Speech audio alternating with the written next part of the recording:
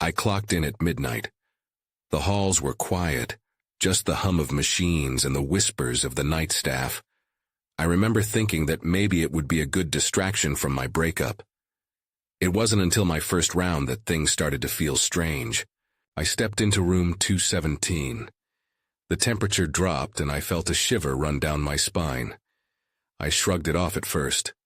Old buildings can have weird drafts, right? I turned as I heard a soft tapping sound coming from the corner. Was it just the air conditioning? When I looked, the room was empty. The patient had been discharged hours ago. A frown creased my lips because it didn't make sense. As the days passed, I kept noticing odd things. I heard nurses talking about voices in the ICU. Sometimes the equipment would start malfunctioning, even when no one was touching it. I thought it was just the stress. Maybe I was imagining things. But I couldn't help myself. Something kept drawing me back to the hospital's unused sections. I realized I was curious, maybe too curious. One night I ventured into the basement where they kept the old patients' files. I heard faint whispers around me, like someone was just out of sight. My heart pounded against my chest. I thought maybe I should turn back. But there was this nagging feeling that I had to uncover something. I pushed open a door that creaked like it hadn't been touched in years. Inside I saw an old cot, dusty and covered with a white sheet. I stepped closer. The air felt thick and heavy. I caught my breath. That's when I heard it again, a soft tap right behind me. I froze, turning slowly. There was no one, just me and the remnants of forgotten patients. I'm not sure if it was my mind playing tricks or something else. I turned to leave, feeling a cold sweat gather at my temples. And then I heard a voice, soft but clear. "Help me." I jerked around, gripping the doorknob. Nobody was there. I was alone. My heart raced, and I stumbled back, trying to comprehend what I just heard. "Help me," it repeated, echoing in my ears. But there was only silence when I turned back to the room. As I walked away, I couldn't shake the feeling that something had subtly shifted in the air. My instincts screamed that I wasn't alone in that hospital, that something was watching me. The whispers grew louder at night, swirling through my dreams. I could never tell if they were real or just my imagination. I tried to convince myself it was just the stress, but deep down, I knew the truth. I had uncovered something dark, hiding within those walls. I was never really alone at that hospital after all. The next night, I felt uneasy as I entered the hospital. Shifts had never bothered me before, but now every creak and whisper seemed amplified. I tried to shake it off, focusing on my rounds. I needed to keep my mind busy. Room 217 again. I hesitated at the door. The last time I was here, things got strange. I pushed the door open, half expecting the air to chill, but it felt normal. That gave me a small sense of relief. I scanned the room. Nothing seemed out of place. I was about to step back when I noticed a notebook sitting on the bedside table. I swore I had seen that table empty before. Curiosity pulled me closer. I picked it up and opened it. Pages were filled with frantic scrawls, notes about shadows, strange noises, and even a few sketches of faces twisted in fear. My breath hitched. Whoever wrote this had experienced something similar to what I was going through. I flipped through more pages. The last entry sent chills down my spine. I know they're watching me. I can't escape. That's when I heard it. A soft tapping, like fingers gently drumming against metal. I looked around, heart pounding again. I felt the weight of someone, or something, behind me. I turned quickly, but the room was still empty, except for the notebook, now cradled in my hands. I bolted out of the room, feeling the rush of adrenaline push me forward. The whispers started again, echoing in my mind. I could barely breathe. The hospital stretched around me, ever vast, each shadow seeming to reach out. I needed to find someone. I needed to tell someone what I had found. I rushed to the nurses' station. A couple of them were sorting through paperwork. I leaned over the counter trying to catch my breath. "Have you ever heard anything about room 217 or the basement?" Their eyes turned to me, confusion mixed with a hint of fear. One of the older nurses, Janice, frowned. "Why do you ask?" I hesitated. unsure if I should share the notebook's contents. I found a notebook in that room. It mentioned odd experiences. It felt real, like someone knew. Janice exchanged a glance with another nurse. "We don't talk about that room." Her tone shifted, dropping to a whisper. "There's been too much history there. Some things should stay buried." I felt my stomach drop. "What do you mean?" Before she could respond, the lights flickered, plunging us momentarily into darkness. Alarms buzzed and the whispers grew louder, swirling through the air like a storm. My heart raced, and I looked back at Janice. Fear flashed in her eyes, and then she reached for my arm, pulling me toward the hallway. "Follow me," she whispered urgently. "We need to get away from this area." I didn't need to be told twice. Something was happening, and I knew I had to find out more. I had to confront the truth that seemed to lurk just behind the hospital walls. But what if the truth was more dangerous than I could imagine? We hurried down the hall, each step echoing in the tense silence. The flickering light sent shadows dancing along the walls, twisting the ordinary into something menacing. Janice led me to a stairwell tucked away from the main corridor. "This way," she urged, glancing over her shoulder. I followed, adrenaline coursing through me. "What's going on? Why is everyone so scared of room 217? She hesitated before answering. "You don't understand. It's not just a room, it's a legend. Strange things happen around there. People react to it differently. Some go mad." Mad. The word echoed in my thoughts. I had only been in that room for a brief moment, yet it had felt like an entire lifetime. We reached the stairs and descended quickly, the sound of our feet reverberating off the concrete. "What about the basement?" I pressed, my voice shaky, but I needed more information. "Is that connected to it?" A look of panic momentarily crossed her face. "No one goes down there. It's best to stay away," she said, her voice almost a whisper, as if saying it would conjure whatever lurked below. "But why? Is there something down there, something dangerous?" She didn't answer. Instead, she pushed open a door at the bottom of the stairs and stepped into the dimly lit corridor. I followed, feeling the chill of the air wrap around me like a wet blanket. The hallway was a stark contrast to the bright, sterile environments of the upper floors. Here the old tile was cracked and chipped, and it smelled of damp and mildew. I could feel the weight of silence pressing down on me. "Are we safe down here?" I asked, glancing back toward the staircase. Janice shook her head. "No place is safe right now. We need to figure out what to do. I can't let you go back to that room, not now." Then, abruptly, we heard it. A low rumble like distant thunder followed by a series of sharp, echoing thuds. My pulse quickened. Janice's eyes widened in fear. "We have to move," she said, urgency seeping into her voice. Just as we turned to leave, another sound pierced the silence. A loud crash followed by what sounded like furniture scraping violently against the floor. I froze, rooted to the spot. "What was that?" Janice pulled on my arm, panic overtaking her. "You have to trust me. We need to get out now." We sprinted down the corridor, the unsettling noise trailing behind us. I glanced over my shoulder but saw nothing, only shadows creeping along the walls. I couldn't shake the feeling we were being followed, or worse, that something had escaped. Soon, we reached a door marked utility, and without thinking, Janice swung it open, pulling me inside. The room was cluttered with random supplies, old equipment, and dim emergency lights casting eerie shadows. I barely noticed as Janice locked the door behind us. "Listen," she said, her breath heavy with fear. "We need to stay quiet and figure out what's going on.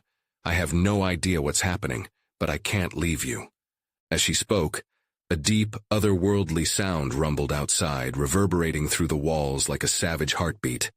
I clenched my fists, a growing dread pooling in my gut. If this was just the beginning, I was terrified of what was yet to come. Then everything went silent. Too silent. I strained to hear anything through the thick silence. My breath felt too loud, echoing off the walls of the utility room. Janice stood near the door, her back pressed against it, as if to keep whatever was out there from getting in. "What do we do now?" I whispered, trying to keep my voice steady. "We wait," she replied, her tone clipped. "We stay quiet and hope it passes." Just then another sound broke the stillness, a faint scratching noise like nails on metal. My heart jumped into my throat. It was coming from the other side of the door. Janice's eyes widened as we exchanged glances, her fear mirrored in my own. We could still hear the distant thuds from before, but now the scratching grew louder, more insistent. My mind raced. What could make a noise like that? "I need to look." I took a step toward the door, driven by the need to understand what was happening. "Don't!" Janice snapped, her hand on my arm. "You can't. Whatever's out there, we don't want to find out." I paused, thoughts colliding. Images of room 217 flashed in my mind. The stifling air, the feeling of being watched. Was this connected? Suddenly, the lights flickered overhead, the shadows dancing wildly in response. Janice and I exchanged another horrified look. "What if it's the power?" I asked. "What if—" A flash of light burst through the windows, illuminating the room for a split second. In that moment, I caught a glimpse of something moving outside. A figure, tall and twisted, barely defined in the light. It stood still for a heartbeat before vanishing into the darkness. "Did you see that?" I gasped, my voice trembling. Janice nodded, eyes wide. "What was that?" I shook my head, my thoughts spiraling. "I don't know, but we can't stay here." We needed an escape route. The basement seemed like the worst place to go, but it felt like our only choice. "Let's find a way out," I said, forcing the words out even though my gut twisted in protest. There had to be another door or a window. Janice's uncertainty mirrored my own. "What about the noises? They're still out there. They'll know if we try to leave." I glanced back at the door, the scratching now replaced by a low growl reverberating through the metal. My stomach churned at the thought of whatever was waiting for us. "Maybe we can make it to the stairwell." I saw determination creep back into her eyes. "We can go back up, figure out what to do next." Just then, a loud slam echoed from the hallway, and the lights flickered again, this time plunging us into darkness. "Go!" Janice yelled, and without waiting for another second, we rushed to the door and flung it open. I hardly had time to register the chaos outside. The air was thick and suffocating, filled with the hang of fear and confusion. "Now!" she shouted, and we bolted down the corridor, unsure of what awaited us. I was about to make a choice I would question for the rest of my life, one that could either lead us to safety or right into the heart of whatever this nightmare was. Then as we rounded the corner into the next hallway, I stumbled and nearly fell. That's when I saw it, a shadow darting out of sight, looming larger than before. "Keep running," Janice urged again, but I felt frozen in place, my heart pounding like a hammer against iron. I had to know what it was, had to see it.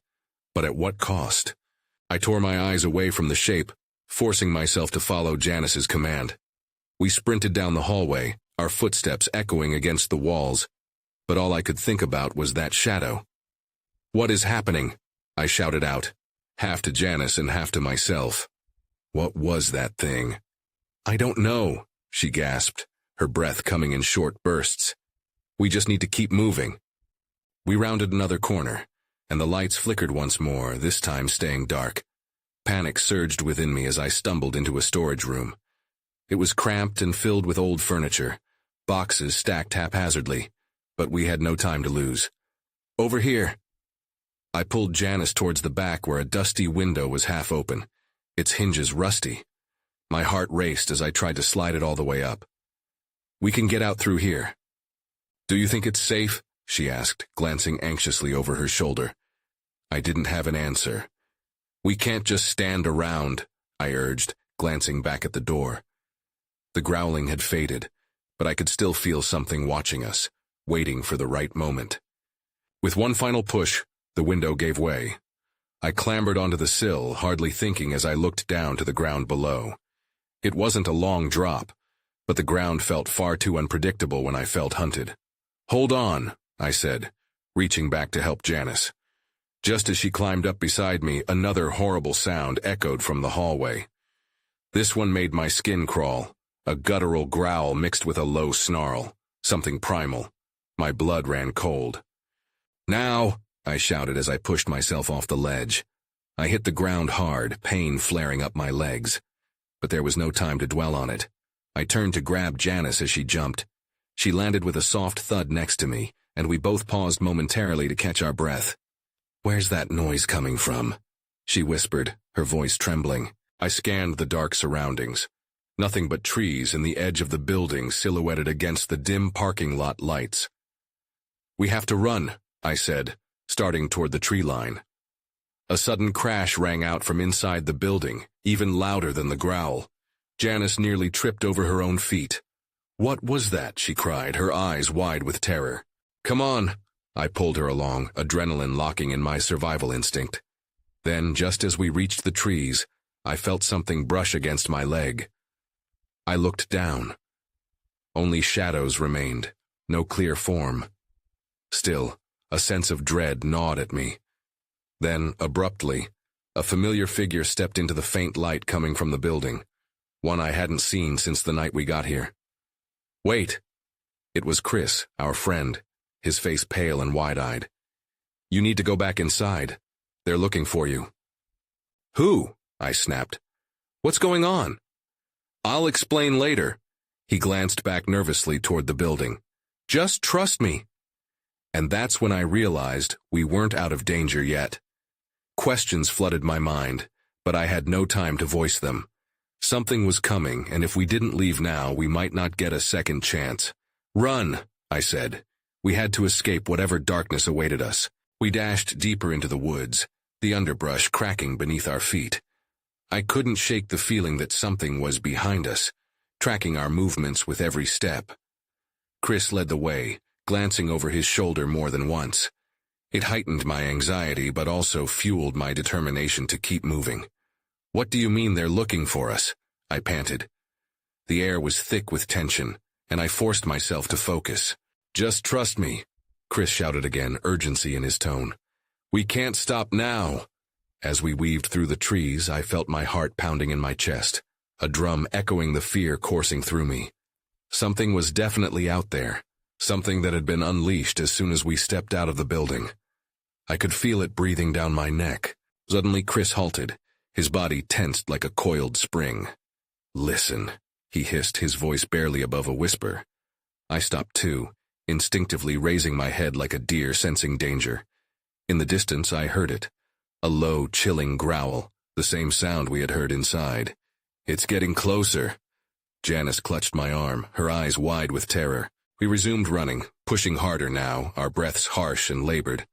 But just as I thought we'd escaped, I stumbled over a root hidden beneath the foliage.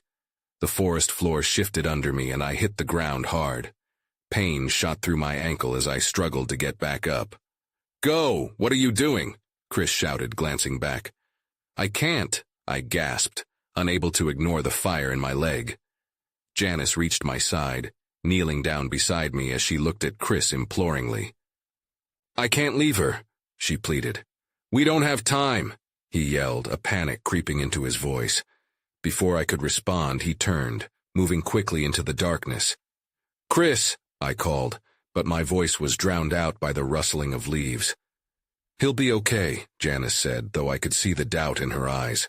We needed to move. "Can you stand?" I struggled to my feet, wincing as I put weight on my ankle. "I think so. Let's just keep going." We moved cautiously, glancing back toward where Chris had disappeared. The growl from behind us deepened, resonating like an ominous warning. My mind raced with thoughts. Who were they? What was chasing us? Then, amidst the shadows, I spotted something glinting near a large tree trunk, a small metallic object that looked strangely familiar. "Wait," I said, limping toward it. That's when I recognized it. My watch. I had lost it in the confusion when we arrived at the building. It lay there, covered in dirt, as if it had been waiting for me all this time. It felt like a trap, like a sign that whatever was hunting us wanted to draw us back in. I could hear Janice's breath quickening beside me, felt her growing anxiety. "Let's go," I said, grabbing the watch and shoving it into my pocket. But before I could take another step, the air shifted. A faster growl sliced through the silence, and I felt the weight of eyes locked on me. Something was coming through the brush. "Run!" I screamed, the urgency in my voice breaking through the fear. We sprinted away, not looking back, not even daring to let our minds wander to what might be pursuing us through the dark. In that moment, I only hoped we wouldn't find out what waited behind us. We ran, branches clawing at our clothes as we pushed deeper into the woods. The growl behind us echoed malevolently, growing louder, more menacing. Janice stumbled and I reached out to catch her. "Stay close," I urged, my voice strained. "Where are we even going?" she gasped, eyes wild with fear. "I don't know, just away from whatever that is." My instinct screamed to put as much distance between us and the creature behind us. The trees seemed to close in, shadows twisting into grotesque shapes. My ankle throbbed with each step, but fear pushed me onward. I took a deep breath, trying to calm my racing heart. "We need a plan." Janice nodded, her brow furrowed. "What about Chris? We can't just leave him." I hesitated, thoughts swirling. If he's ahead, we need to find a place to hide.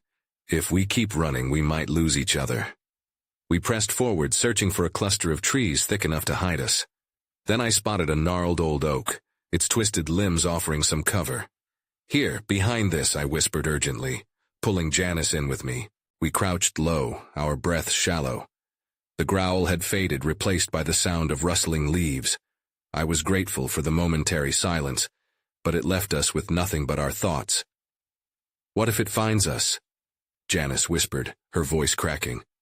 "Then we have to be ready to run again," I replied, trying to steady my nerves. "We need to think. There has to be a way out of this." Suddenly, a new noise sliced through the darkness. A sharp snap of a twig and then heavy footsteps. My heart raced. "It's coming," I hissed, pressing closer to her. The footsteps drew nearer, and I strained my ears to make out the source. Then, shockingly, I heard a voice. A low murmur, almost indistinguishable but undeniably human. "Chris?" I dared to say, my voice tinged with hope. There was a pause, followed by a rustling noise. "Get back!" he shouted suddenly, his voice urgent and filled with panic. "Get away from there!" "Chris!" We lunged out from behind the tree, ready to join him, but my ankle twisted painfully again, forcing me to stumble. I bit back a scream, holding on to Janice for support. "No, get back!" Chris's voice rang through the trees. Then I saw it. A dark shape emerged from the brush, its eyes glowing in the shadows. The growl returned, more feral and hungry than before. "Run!" Chris yelled, his panic driving us into motion again. But something cold and heavy settled around my heart as I noticed Chris's frantic gestures, as if he were trying to point toward something. "Where?" I shouted, scanning for an escape route. But every direction felt hopeless. And just then I noticed a faint glow ahead, breaking through the thicket. It looked like a clearing. "There, let's go!" I yelled, but Janice hesitated. "I don't think—" The growl intensified, echoing impossibly loud around us. "Now!" I screamed, the urgency shoving her forward. We sprinted toward the light, not knowing if it was a refuge or a trap. With each step, the creature became a step closer behind us, and I clenched my teeth, wishing for just 1 second longer to turn back and see if Chris followed. But before we could reach the clearing, a sudden force collided with me from behind, and everything went dark. I woke up gasping, disoriented. My head throbbed, and I blinked rapidly, trying to adjust to the dim light filtering through the trees overhead. "Janice?" I groaned, pulling myself upright. My hand felt sticky against my forehead. Blood? Panic surged through me as I scrambled to my feet. "Janice," I called out, my voice rough. I peered into the underbrush, heart hammering. "I'm here," she answered, her voice shaky. I turned, relief flooding me as I saw her emerging from behind a tree. She looked pale and terrified, but otherwise okay. "What happened? Where are we?" I asked, brushing dirt off my clothes. She shook her head. "I don't know. I think we felt maybe I tripped when we were running." The growl echoed again, deeper now, vibrating through the trees. We exchanged panicked glances. "We have to go," I said, and just as we turned I spotted something glimmering on the ground. "What's that?" Janice asked, her voice barely above a whisper. I stepped closer, crouching to inspect it. Nestled among the leaves was a small silver locket. I picked it up cautiously, feeling the cool metal against my palm. It might be someone's, I murmured, flipping it open. Inside was a picture of two kids, maybe a brother and sister. They looked happy and carefree, frozen in a moment I hoped didn't belong to this forest. But as I stared, an overwhelming sense of dread crept in. This didn't feel right. Why was it here? Maybe we should keep looking for a way out, Janice suggested, shifting nervously as the growling grew louder. I nodded, shoving the locket into my pocket. Just a little longer. We need to find Chris. The uneven ground was difficult to navigate. I struggled to keep my balance, focusing on the thrum of my heartbeat and the fearful sounds around us. Then, through branches and shadows, I saw it. A path. There! I cried, relief washing over me. Let's go! We hurried through the underbrush, the dim light intensifying ahead as the trees thinned. I felt a flicker of hope as we broke free of the dense woods. But the relief didn't last long, because just outside the tree line laid the remnants of what looked like an old cabin. What is that? Janice whispered, glancing at me, her eyes wide with uncertainty. I don't know, but it looks like it might be safe, I replied. We might find something useful inside. But as we took a hesitant step closer, I noticed something strange. A figure shrouded in shadow lingered just beyond the clearing, watching us. Who's there? I called, trying to mask my fear. The figure didn't move, and the creature's growl reverberated ominously in the distance. Run! Janice screamed, her instincts kicking in. We bolted towards the cabin, hearts racing, the growl now deafeningly close. Just as we reached the door, it burst open. A tall figure filled the frame, their face obscured by a hood. Get inside, they ordered, voice sharp. I didn't think twice as we dove into the shelter. But as the figure slammed the door shut behind us, I felt the locket weighing heavy in my pocket, screaming for answers I wasn't ready to confront. The inside of the cabin was dim and musty. I took a moment to catch my breath, my heart still racing. Janice stood next to me, her eyes darting around, trying to assess our new surroundings. Who are you? I demanded, my voice shaky. The hooded figure stepped aside, revealing a man with unkempt hair and a scruffy beard. His eyes were intense, almost wild. You shouldn't be here, he repeated, glancing back at the door. It's not safe. What do you mean? Janice squeaked, her voice trembling. What's out there? The forest, he replied gravely. It watches. It's always watching. He looked toward the door again, as if expecting something, or someone, on the other side. We were running from something, I said. Something growled. It sounded massive and feral. He nodded slowly as if we had confirmed his worst fears. You have to leave before it finds you. The path leads back to the dark place. What dark place? I asked. But he was already moving towards a dusty corner of the cabin, rummaging through what looked like old equipment. I exchanged a glance with Janice. Should we trust him? What if he's luring us into a trap? He just saved us, she whispered back. Besides, we don't have many options. The man turned back to us, clutching a flashlight and what appeared to be a rusted axe. You need this if you're going to survive, he said, offering the axe towards us. Survive what? I pressed, grabbing the flashlight. I shone it around the room, trying to make sense of our new prison. There were old pictures on the walls, worn and faded, and a fireplace filled with ashes. He sighed, clearly exasperated. You're in the woods where many have gone missing. There are stories, legends, and each year something hunts. We need to move before night falls. Night? I blinked, forgetting how long we'd been in the forest.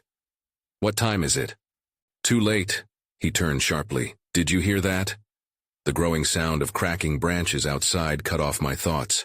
We all froze, listening. There was a rhythm to the noises, closing in around us.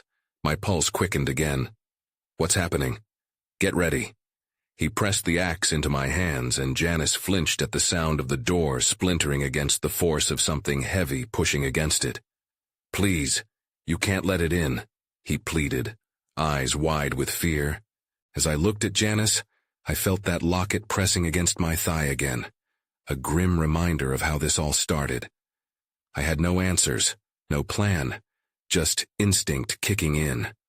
"We have to fight it off," I shouted, and as the door gave another violent shudder, everything felt like it was happening too fast. That's when I saw it. A shadowy figure stretching across the cracked door, dark and menacing, as the cabin shook with its weight. In that moment my heart dropped, and I knew this was just the beginning. The cabin door rattled violently, and as the weight of the shadow crashed against it, I braced myself, gripping the axe tightly. The man shouted for us to get back, but there was no time to find a corner to hide. We had to face whatever was trying to breach our temporary refuge. With a loud crack, the door splintered, and suddenly it burst open, revealing a dark figure looming at the threshold. It was massive, and the details were hard to make out, shrouded in shadows that seemed to writhe and pulse. A low growl rumbled in its chest, reverberating with primal fury, and I clutched the axe tighter, my heart racing faster than I thought it possible. "Stay behind me," I shouted at Janice, who looked torn between fear and determination. We had to defend ourselves, but a part of me wondered if we were already too late, if this thing was truly as feral as it sounded. The man gestured for us to prepare to move, voice urgent. "When I give the signal, run for the back exit. There's a path. It leads away from here." I nodded, fixing my gaze on the beast. Fear gripped me, but there was a steely resolve simmering beneath. We wouldn't go down without a fight. It strained against the remaining shards of the door, claws scraping against wood, an otherworldly presence that sent a chill racing through my spine. "Now!" the man shouted, and in that moment we sprang into action. I swung the axe at the doorway, creating a barrier between us and the creature that wanted to drag us back into the dark. The echoes of splitting wood mixed with the creature's growl, and I felt both fear and adrenaline intertwining. We bolted past the man, who continued to hold the door as it buckled under the pressure. Just as we plunged into the hallway, I glanced back to see him disappear behind the remaining splintered wood. "Let's go," I yelled, gripping Janice's hand as we sprinted toward the back exit he'd mentioned. The path loomed in the pale light, promising a way out, but tinged with a visceral uncertainty. We burst through the back door and pelted into the woods, breathless and desperate, unsure of where to go but instinctively running away from the cabin, away from the horror that lurked within. The forest was thick around us, branches curling overhead like clasped hands, and I glanced back to see the cabin swallowed by the shadows once again. But that's when I heard it. The growl echoed from deeper within the woods. It wasn't just one sound anymore. It was a cacophony of growls, snarls, and guttural howls bouncing off the trees, weaving an unholy tapestry of terror that wrapped itself around us. "Where do we go now?" Janice gasped, her eyes wide with fear. "I don't know, just keep moving," I urged, pushing forward, our feet barely brushing against the damp earth. The branches tugged at our clothes, but we had to persevere. The sounds grew closer, a thundering pack surrounding us. Then, amid the rush of emotions, I remembered the locket. Out of pure instinct, I felt for it in my pocket, hoping that this tiny piece of jewelry could somehow guide us or contain answers. I pulled it out, shining it briefly in the dim light around us. "Do you think it means something?" "It was in the woods," I muttered, still trying to maintain focus. Maybe it connected to the way out, or perhaps offered some sense of direction. But all I felt was continued dread. "I don't know," Janice said, breathless. "Whatever that thing is, it's hunting us, and we need to find shelter." A moment of silence hung in the air, almost oppressive, before the growls returned, echoing around us, sharper and more relentless. We pressed deeper into the woods, scrambling past roots and underbrush as panic propelled us. I felt the trees close in, their shadows stretching ominously, as if they were plotting a way to entrap us. Then, through the darkness, a shimmer caught my eye, a faint outline of what appeared to be a clearing ahead. "There!" I shouted, adrenaline surging once more. "We might find safety." As we raced forward, the clearing revealed itself, a strange juxtaposition of eeriness and hope. An old stone well stood at the center, ancient and weathered, shrouded in faint light from the moon peeking through clouds. "What's that?" Janice asked, fear seeping into her voice again as we halted before the well. The growling behind us grew louder. "I don't know," I panted, my heart racing. "But it might be our only chance." We approached the well cautiously. There was something about its presence that was both inviting and foreboding. I leaned over the edge, peering into the darkness below. "It goes deep," I noted, my voice trembling slightly. "Do you think we can hide down there?" Janice whispered, eyes darting toward the sounds closing in on us. The growls grew nearer, circling us. "We have to try." Before I could think further, I shimmied over the edge and lowered myself into the well. Janice hesitated but quickly followed, both of us landing with a thud on the damp ground below. I strained to see, the darkness enveloping us like a thick veil. "We can hide down here," I murmured, my pulse racing as we huddled together in the confined space. But even in the darkness I heard it, the sounds of claws scraping against stone, the malevolent growls echoing above us. Whatever hunted us hadn't given up, and I felt its presence close above, waiting, just outside of reach. But as we squeezed ourselves closer, desperately trying to hide amongst the shadows, I couldn't shake the feeling of what lurked above and the distinct sense that whoever it was, the answers, and the danger, were lingering just out of sight. Would we be found? Would the shadows consume us both, or was there a way to escape this nightmare? Time felt suspended in the darkness, the reality of our situation crashing upon me like waves against the shore.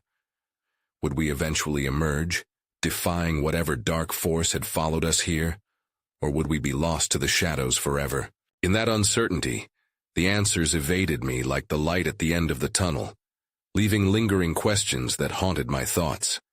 I couldn't tell if the night would end in salvation or in despair, just that we were trapped amid the echoing growls of the forest, floating somewhere between fear and the glimmer of hope that maybe, just maybe, we could find a way out of this nightmare. Together.